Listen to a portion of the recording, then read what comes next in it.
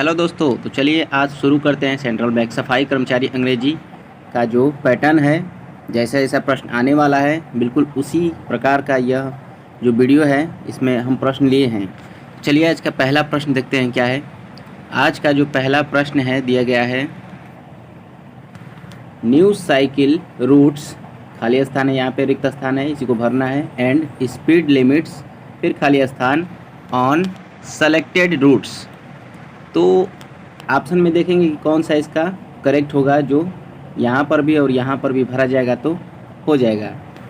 तो चलिए मिलाते हैं, देखते हैं क्या भरा जाता है।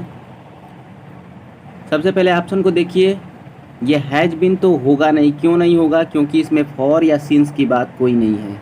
जब भी फॉर या सिंस का बात होगा तभी इसमें हैज बिन या फिर हैव बिन लगेगा, तो ये तो हट गया, ये नहीं होगा। इसमें भी देखिए हैव बिन दे दिया है, ये भी नहीं होगा क्योंकि इसमें फॉर या सिंस का तो बात ही नहीं है। ये दोनों तो हट गए।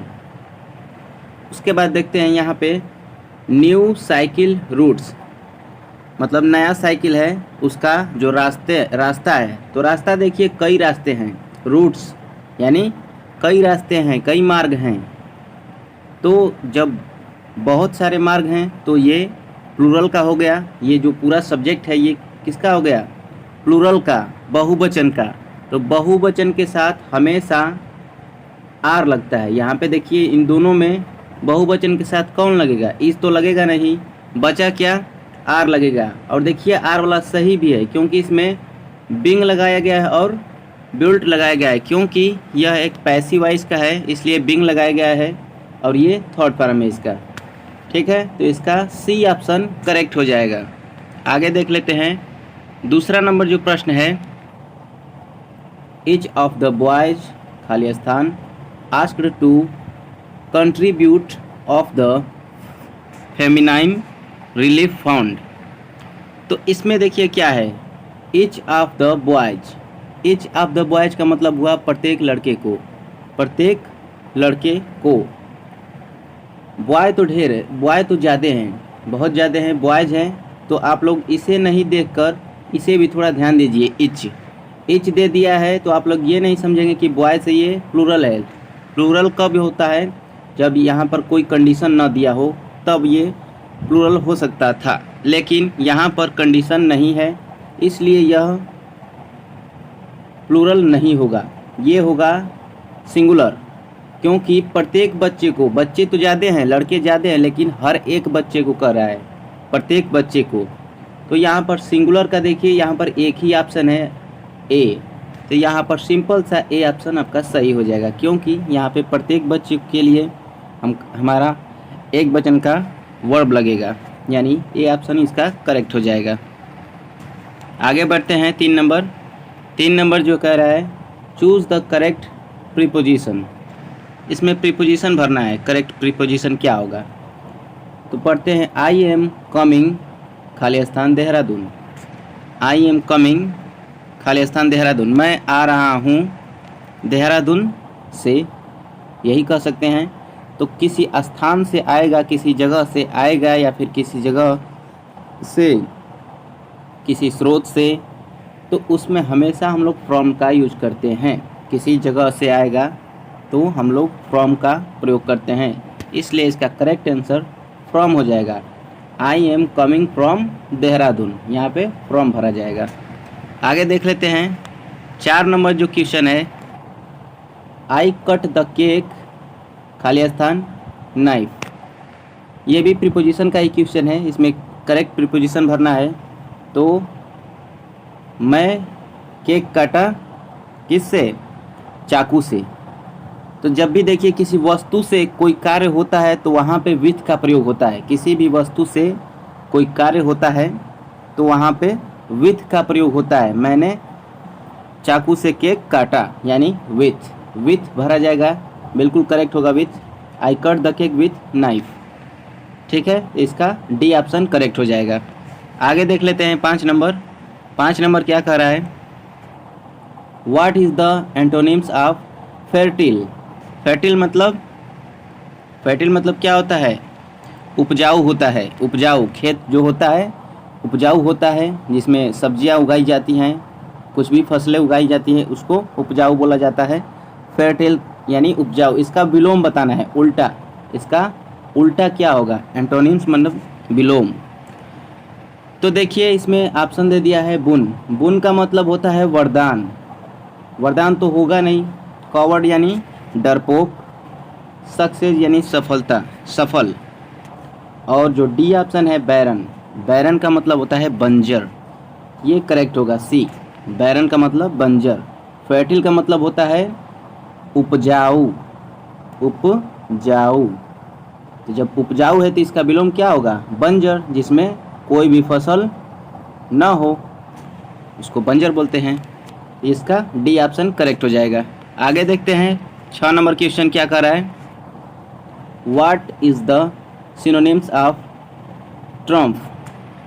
ट्रम्प का मतलब क्या होता है, ट्रम्प का मतलब होता है सफलता, सफल, सफल होता है। ट्रम्प का मतलब सफल होता है, तो सफल से मिलता जुलता कोई इसमें मीनिंग है तो देख लीजिए। सिनोनिम्स का मतलब होता है समानार्थक यानी कि मिलता जुलता, सिमिलर वर्ड। तो इससे तो मिलता जुलता एक ही है, सक्सेस यानी सफल।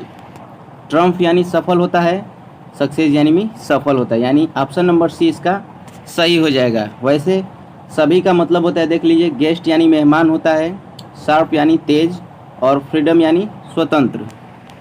तो इसका सी ऑप्शन करेक्ट हो जाएगा। आगे देखते हैं 6 नंबर नहीं 7 नंबर है ये। हाउ लॉन्ग खाली स्थान you wearing glasses, you wearing glasses, इसमें क्या भरा जाएगा, खुद से सोचिए क्या भरा जाएगा, ये आसान है। तो देखिए इसमें जो बिन वाला है इसको तो आप लोग ध्यान से समझिए। ये बहुत बार मैं बता चुका हूँ कि जब भी फॉर या फिर सिंस की बात होगी तभी उसमें बिन वाले का प्रयोग होगा। इसमें सिंस या फॉर का तो कहीं बात नहीं हुआ है, इसलिए ये दोनों तो ख़त्म, ये दोनों होगा नहीं। अब इन दोनों में मिलाना है तो यहाँ पर देखिए, इसमें देखिए ING लगा है, ING। अब ING किस में लगता है, किस टेंस में ING लगता है, इन दोनों वर्ब से मिलाइए। हैड कब लगता है, जब पास्ट परफेक्ट का टेंस होता है तो उसमें लगता है थर्ड फॉर्म, वर्ब का थर्ड फॉर्म। ING उसमें नहीं लगता है, इसलिए हैड भी नहीं होगा, ये भी नहीं होगा, ये भी नहीं होगा। होगा कौन, आर करेक्ट होगा। How long are you wearing glasses.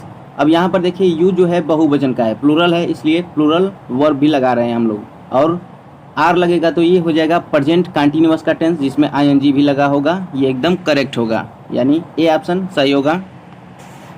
8 number question देख लेते हैं। 8 नंबर क्वेश्चन क्या कर रहा है, प्रकाश खाली स्थान tennis for an hour when the news of his selection came in है। तो यहाँ पर देखिए, यहाँ पे आप लोग पकड़ सकते हैं फॉर से, फॉर आया है तो हमेशा बिन या फिर हैव बिन हो सकता है, हैड बिन हो सकता है, या फिर हैज़ बिन हो सकता है, यही होगा। तो यहाँ पर देखिए ध्यान से, बिन वाला इसमें ऑप्शन में 2 दिख रहा है, ये हैड बिन, ये भी हैड बिन, लेकिन हैड बिन के साथ हमेशा जो वर्ब होता है मेन वर्ब उसमें ING का प्रयोग होता है। तो देखिए इसमें ING का प्रयोग हुआ है और इसमें थर्ड फॉर्म लगा है। थर्ड फॉर्म बिन के साथ कभी नहीं आता है, बिन के साथ थर्ड फॉर्म कभी नहीं आता है, इसलिए इसका करेक्ट आंसर बी हो जाएगा।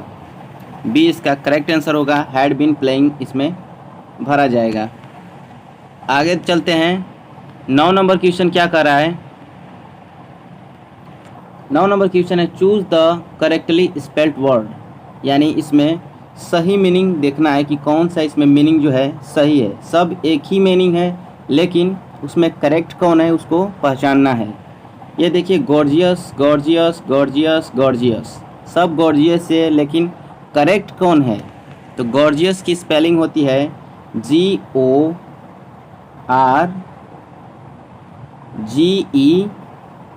GORGEOUS। ये मिला लीजिए किस में है, तो मुझे तो डी ऑप्शन दिख रहा है, इसमें गॉर्जियस का स्पेलिंग डी ऑप्शन करेक्ट होगा। गॉर्जियस का मतलब होता है बहुत सुंदर, गॉर्जियस का मतलब बहुत सुंदर। आगे देखते हैं 10 नंबर क्वेश्चन। 10 नंबर क्वेश्चन क्या कर रहा है, choose the correct spelled word, यानी इसमें भी मीनिंग को ही देखना है कि कौन सा मीनिंग सही होगा। देखिए इसमें दिया गया है ग्रामर, ये भी ग्रामर है, ये भी ग्रामर है, ये भी ग्रामर है। ग्रामर का स्पेलिंग आप लोग को पता होना चाहिए, तभी आप लोग ग्रामर सीख सकते हैं। तो ग्रामर का स्पेलिंग होता है GRAMMAR। मिला लीजिए किस में है, मुझे तो सी ऑप्शन दिख रहा है, तो सी ऑप्शन करेक्ट हो जाएगा। ग्रामर का स्पेलिंग GRAMMAR, ग्रामर यानी ग्रामर। आगे चलते हैं, 11 नंबर क्वेश्चन जो है, what is the antonyms of acute. Acute का मतलब होता है शार्प, तेज, तेज तड़ाक, जो लड़का होता है तेज तड़ाक एकदम, जो पढ़ने लिखने में तेज हो, हर काम में तेज हो, शार्प होता है जो, तो उसका विलोम बताना है। विलोम, मंद बुद्धि, भोथर, इसका इंग्लिश क्या होता है देख लीजिए इसमें। ब्लंट, ब्लंट यानी होता है भोथर, यानी मंद बुद्धि वाला। ठीक है, तो इसका करेक्ट हो जाएगा डी ऑप्शन एकदम करेक्ट होगा। 12 नंबर क्वेश्चन देखते हैं, 12 नंबर क्वेश्चन क्या कह रहा है। तो 12 नंबर क्वेश्चन है, hello Johnny, I didn't expect to see you today, Sonia set you, खाली स्थान इल। इसमें देखिए क्या भरा जाएगा।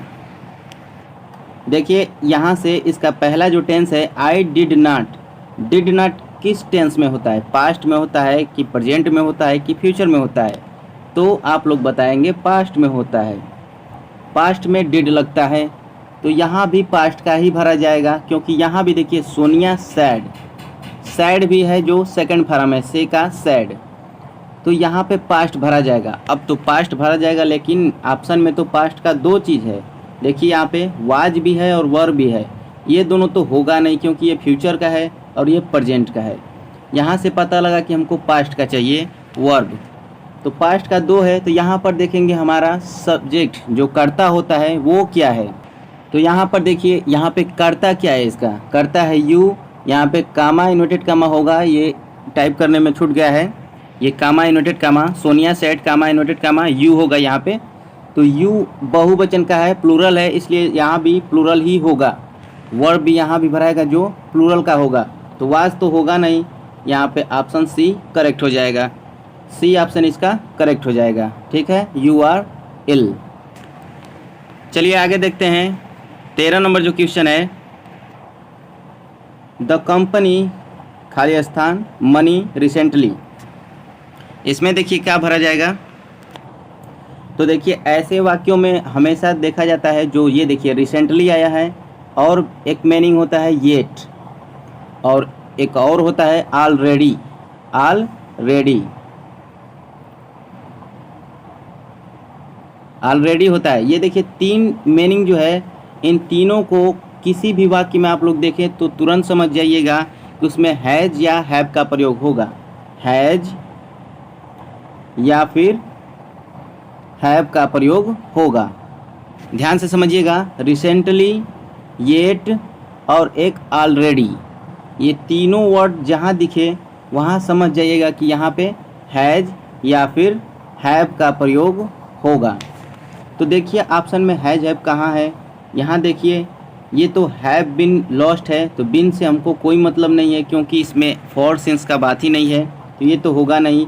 ये फ्यूचर का है, ये पास्ट का है, बचा कौन, हैज लॉस्ट, यानी ऑप्शन नंबर ए आपका करेक्ट आंसर होगा, हैज लॉस्ट। आगे देखते हैं 14 नंबर जो क्वेश्चन है, what is the plural of women. Women का मतलब होता है औरत, औरत का बहुवचन बताना है, प्लूरल क्या होगा, सोचिए खुद से पहले। देखिए वुमेन का जो होता है प्लूरल वो होता है वुमेन, यानी WOMEN हो जाता है वुमेन। जैसे कह सकते हैं कि तीन औरतें, तो तीन औरतों को कैसे लिखेंगे, थ्री लिखेंगे, और वुमेन जब लिखेंगे तो WOMEN लिखेंगे, थ्री वुमेन, ये नहीं कि थ्री वुमेन्स नहीं लिखेंगे, ये गलत हो जाएगा। 3 वुमेन लिखेंगे, यानी सी ऑप्शन इसका करेक्ट हो जाएगा। और मैन जो होता है यम ए एन मैन, इसका प्लूरल जो होता है यम ई एन हो जाता है। ध्यान दीजिएगा, यम ई एन, जैसे यहाँ पे यम ए एन है मैन है, तो इसमें क्या हो जा रहा है यम ई एन हो जा रहा है, वही चीज़ है, तो इसमें भी मैन हो जाएगा। चलिए आगे देखते हैं 15 नंबर क्वेश्चन, और यह क्वेश्चन वीडियो का लास्ट क्वेश्चन है। What is the feminine gender of horse, यानी घोड़ा का स्त्रीलिंग बताना है। घोड़ा का स्त्रीलिंग फेमिनाइन जेंडर बताना है, तो घोड़ा को हम लोग स्त्रीलिंग में क्या कहते हैं, ध्यान दीजिए थोड़ा सा यहाँ पे। हॉर्सेस नहीं, हॉर्सेस नहीं होता है, हॉर्सी, हॉर्सी भी नहीं होगा, लेडीज हॉर्स ये तो होगा नहीं। देखिए मेयर कहते हैं, मेयर यानी घोड़ी, यम ए आर ई, मेयर यानी घोड़ी होता है। ध्यान दीजिएगा, इसका करेक्ट आंसर यहाँ पे डी होगा, ये बी लिखा गया है, डी हो जाएगा, ठीक है, डी ऑप्शन इसका मेयर करेक्ट होगा। ठीक है, मिलते हैं अगले वीडियो में, तब तक के लिए देखते रहिए बेसिक ज्ञान 2.0।